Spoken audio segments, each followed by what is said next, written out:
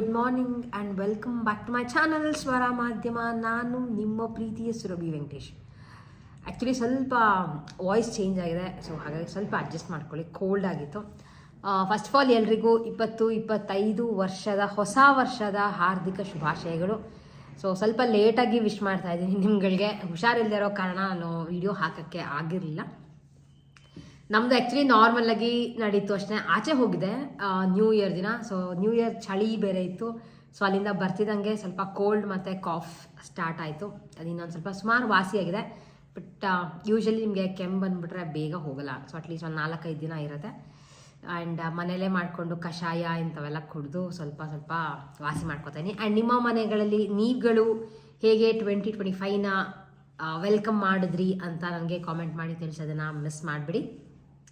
ಸಾಕಷ್ಟು ರೆಸಲ್ಯೂಷನ್ನು ಅದು ಇದು ಅಂತೆಲ್ಲ ಅನ್ಕೋತೀವಿ. ಸೊ ಇವೆಲ್ಲ ಫಸ್ಟ್ ಡೇಗೆ ಇಟ್ಕೊಂಡಿರ್ತೀವಿ ರೆಸಲ್ಯೂಷನ್ಸ್ ಎಲ್ಲ. ಆಮೇಲೆ ಎಷ್ಟು ಫಾಲೋ ಮಾಡೋಕ್ಕಾಗತ್ತೋ ಆಗಲ್ವೋ ಗೊತ್ತಿರಲ್ಲ. ಸೊ ಹಾಗಾಗಿ ನಂದು ಆ ಥರ ರೆಸಲ್ಯೂಷನ್ನು ಅವೆಲ್ಲ ಏನೂ ಇಲ್ಲ. ಏನಂದರೂ ಫಸ್ಟು ಹೆಲ್ತಿಯಾಗಿ ಇರಬೇಕು. ಸೊ ಅದಾದಮೇಲೆ ಮಿಕ್ಕಿದೆಲ್ಲ ಹೆಲ್ತ್ ಸರಿಗಿದ್ರೆ ಪ್ರತಿಯೊಂದು ಅದಾಗೆ ಅದು ಬರುತ್ತೆ. ಯಾಕೆಂದರೆ ಸ್ವಲ್ಪ ಹೆಲ್ತ್ ಹಾಳಾಗೋಗ್ಬಿಟ್ರು ಇಡೀ ರುಟೀನ್ ಪ್ರತಿಯೊಂದು ಚೇಂಜ್ ಆಗೋಗ್ಬಿಡುತ್ತೆ. ಸೊ ಇಷ್ಟು ಹೇಳ್ತಾ ನನಗೆ ರೀಸೆಂಟಾಗೆ ನನ್ನ ಕಸಿನ್ ಒಬ್ಬರು ಒಂದು ಸೀರೆದು ಫೋಟೋ ಕಳಿಸಿದ್ರು. ನಿಮಗೆ ಆ್ಯಕ್ಚುಲಿ ಆ ಸೀರೆನ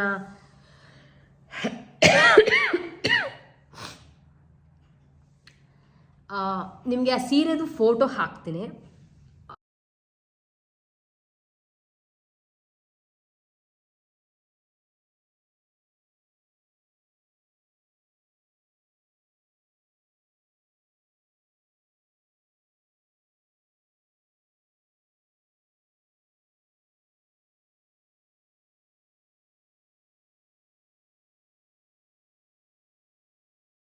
ಒಂದು KSIC ಸ್ಯಾರಿನ ಕಳಿಸ್ತಾರೆ.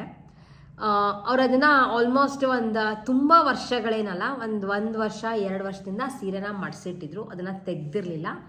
ಸೊ ಅದನ್ನು ಮೊನ್ನೆ ಯಾವತ್ತೋ ಉಟ್ಕೋಬೇಕು ಅಂತ ಪದರ ಓಪನ್ ಮಾಡಿದ್ರೆ ಫುಲ್ಲು ಕಲರ್ ಆಗೋಗ್ಬಿಟ್ಟಿದೆ. ಸೊ ಅವ್ರಿಗೆ ಫುಲ್ಲು ಆಶ್ಚರ್ಯ, ಯಾವ ಥರ ಹೆಂಗೆ ಇದು ಆಗಿರಬಹುದು ಅಂತ. ಲೈಕ್ ಕಾಂಬಿನೇಷನ್ ಇರೋದು ಮೆರೂನ್ ವಿತ್ ಗ್ರೀನ್ ಕಾಂಬಿನೇಷನಲ್ಲಿ ಇರೋವಂಥ ಒಂದು KSIC ಸ್ಯಾರಿ. ಸಣ್ಣ ಬಾರ್ಡ್ರು, ದೊಡ್ಡ ಬಾರ್ಡ್ರು ಅಲ್ಲ, ಆಮೇಲೆ ಒಂದು ಸೈಡ್ ಇರೋವಂಥ ಬಾರ್ಡರ್. ಸೊ ಅವರು ಓಪನ್ ಮಾಡಿದ್ರೆ ಉಟ್ಕೋಬೇಕು ಅಂತ ಒಂಥರ ವಿಚಿತ್ರವಾಗಿ ಕಲರ್ ಆಗಿಬಿಟ್ಟಿದೆ. ಸೊ ಅದು ಗ್ರೀನ್ ಕಲರ್ ಮೇಲೆ ಅಂದರೆ ಮೆರೂನ್ ಮೇಲೆ ಬಂದಿರೋ ಅಂಥದ್ದು ಅಲ್ಲ. ಸೊ ಅದು ಏನಾಗಿದೆ ಅನ್ನೋದು ಅವ್ರಿಗೆ ಗೊತ್ತಿಲ್ಲ. ಆ್ಯಂಡ್ ವಾಶ್ ಕೂಡ ಮಾಡಿಲ್ಲ. ಏನೋ ವಾಶ್ ಮಾಡಿದ್ರೆ ಅಟ್ಲೀಸ್ಟ್ ಕಲರ್ ಬಿಟ್ಟಿರುತ್ತೆ ಅನ್ಕೋಬೋದು. ಅವ್ರು ವಾಶ್ ಕೂಡ ಮಾಡಿಲ್ಲ. ಸೊ ಫೋಟೋ ನೋಡಿದ್ರೆ ನಿಮಗೆ ಗೊತ್ತಾಗ್ತಿರ್ಬೋದು.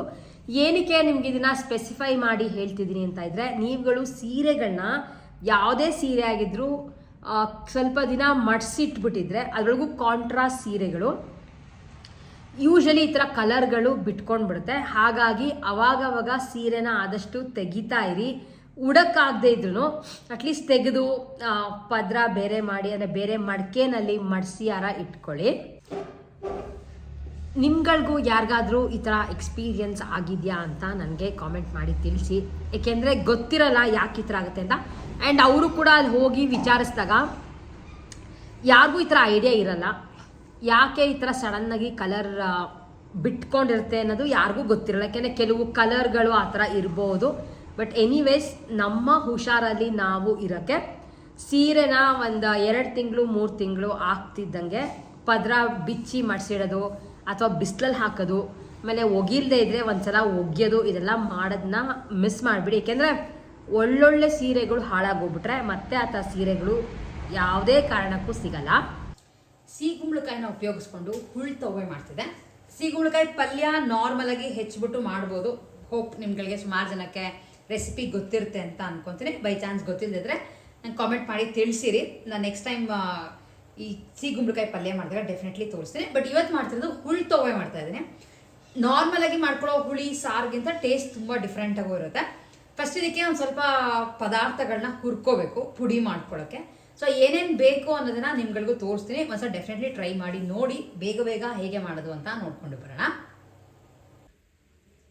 ಹುಳ್ತೊವೆ ಮಾಡೋಕ್ಕೆ ಫಸ್ಟು ಹುರ್ಕೋಬೇಕು ಕೆಲವು ಪದಾರ್ಥಗಳನ್ನ. ಅದಕ್ಕೆ 1 ಸ್ಪೂನಷ್ಟು ಎಣ್ಣೆ ಹಾಕ್ಕೊಂಡಿದ್ದೀನಿ. ಫಸ್ಟು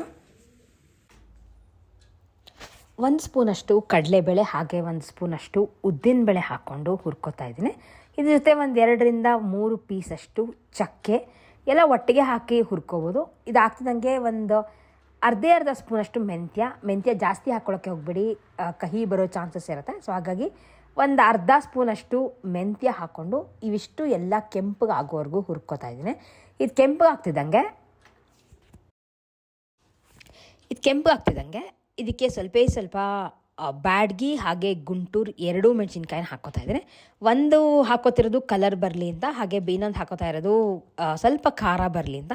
ನಿಮಗೆ ಖಾರ ಜಾಸ್ತಿ ಬೇಕು ಅಂದರೆ ಗುಂಟೂರು ಮೆಣಸಿನ್ಕಾಯಿನೇ ಜಾಸ್ತಿ ಹಾಕ್ಕೋಬೋದು. ಹಾಗೆ ಕೊನೆಯಲ್ಲಿ ಗ್ಯಾಸ್ ಆಫ್ ಮಾಡ್ಕೊಂಡಿದ್ದಾದಮೇಲೆ ಒಂದು ಸ್ವಲ್ಪ ಒಣಕೊಬ್ಬರಿ, ನಾನು ಒಣಕೊಬ್ಬರಿನ ಮತ್ತೆ ಹುರ್ಕೋತಿಲ್ಲ, ಏಕೆಂದರೆ ಇದು ನಾವು ಎಣ್ಣೆ ತೆಕ್ಕೋಬೇಕಾದ್ರೆ ಹಾಕ್ಕೊಂಡಿರ್ತೀವಲ್ಲ ಅದೇ ಕೊಬ್ಬರಿನೇ ಯೂಸ್ ಮಾಡ್ಕೋತಾ ಇದ್ದೀನಿ. ಪುಡಿ ಮಾಡ್ಕೊಳ್ಳೋಕ್ಕೆ ಎಲ್ಲದನ್ನು ಹುರಿದಿಟ್ಕೊಂಡಿದ್ದೀನಿ. ಸ್ವಲ್ಪ ಆರಬೇಕು, ಆರೋಷ್ಟರೊಳಗೆ ಸಿಗುಂಬಳಕಾಯಿನ ಹೆಚ್ಚಿಟ್ಕೊಂಡಿದ್ದೀನಿ. ಬೀಜ ತೆಗೆದು ಸಿಪ್ಪೆ ತೆಗೆದು ಹೆಚ್ಚಿಟ್ಕೊಂಡಿದ್ದೀನಿ. ಇದನ್ನು ಆ್ಯಕ್ಚುಲಿ ಕುಕ್ಕರಲ್ಲಿ ಹಾಕಿ ಬೇಯಿಸೋಕ್ಕೆ ಹೋಗೋದು ಬೇಡ, ಇದು ಫುಲ್ಲು ಸ್ಮ್ಯಾಶ್ ಆಗೋ ಥರ ಬೆಂದ್ಕೊಂಡ್ಬಿಡುತ್ತೆ. ಡೈರೆಕ್ಟಾಗಿ ಬೇಯಿಸ್ಕೊತಾ ಇದ್ದೀನಿ. ಒಂದು ಅರ್ಧದಷ್ಟು ಬೇಯಿಸ್ಕೋಬೇಕು ಫಸ್ಟ್. ಇದನ್ನು ಸುಮಾರು ಅರ್ಧದಷ್ಟು ಬೆಂದಿದೆ. ಈಗ ಇದಕ್ಕೆ ಬೇಯಿಸಿಟ್ಕೊಂಡಿರೋ ಬೇಳೆನ ಹಾಕ್ತಾಯಿದ್ದೀನಿ. ಬೇಳೆಗೆ ಆ್ಯಕ್ಚುಲಿ ಇವತ್ತು ನಾನು ತೊಗರಿ ಬೇಳೆ ಮತ್ತು ಹೆಸರು ಬೇಳೆ ಈಕ್ವಲ್ ಅಮೌಂಟಲ್ಲಿ ಹಾಕಿದೆ.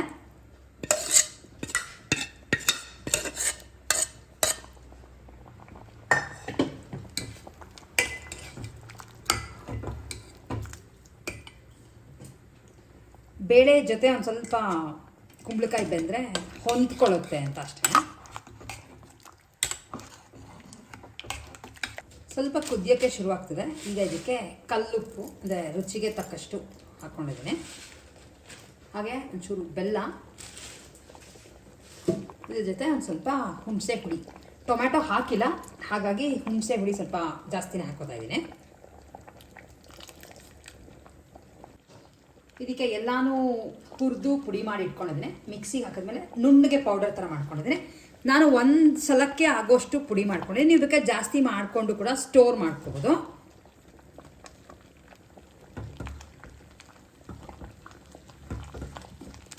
ಹುಳ್ತೋವ ಆ್ಯಕ್ಚುಲಿ ರೆಡಿ ಆಗಿದೆ. ಗಟ್ಟಿಯಾಗಿ ಹೀಗೆ ಇರಬೇಕು. ಇದಕ್ಕೆ ಒಂದು ಒಗ್ಗರಣೆ ಹಾಕ್ತಾ ಇದ್ದೀನಿ. ನಾರ್ಮಲಾಗಿ ಸಾಸಿವೆ, ಇಂಗು, ಅದಕ್ಕೆ ನಾನು ಜೀರಿಗೆ ಕೂಡ ಹಾಕ್ತಿಲ್ಲ. ಇಷ್ಟು ಹಾಕಿ ಹುಳಿನ ಮುಗಿಸ್ತಾ ಇದ್ದೀನಿ. ಸಿಂಪಲಾಗಿ ಸಕ್ಕತ್ತಾಗಿರುತ್ತೆ. ನಾರ್ಮಲಾಗಿ ಇರುತ್ತಲ್ಲ ಅದೇ ಥರ ಇರೋಲ್ಲ. ಸ್ವಲ್ಪ ಟ್ರೈ ಮಾಡಿ ನೋಡಿ. ಆಮೇಲೆ ಮೆಣಸಿನ್ಕಾಯಿ ಸ್ವಲ್ಪ ಜಾಸ್ತಿ ಹಾಕೊಂಡ್ರು ಪರವಾಗಿಲ್ಲ, ಯಾಕೆಂದರೆ ಸಿಗುಂಬಳಕಾಯಿ ಯೂಶಲಿ ನಿಮಗೆ ಬಿಟ್ಕೊಂಡ್ಬಿಡುತ್ತೆ. ಸೊ ಈ ಥರ ಗಟ್ಟಿ ಇದ್ರೇ ನಿಮಗೆ ಹುಳಿ ಸಖತ್ತು ಟೇಸ್ಟಿಯಾಗೂ ಬರುತ್ತೆ.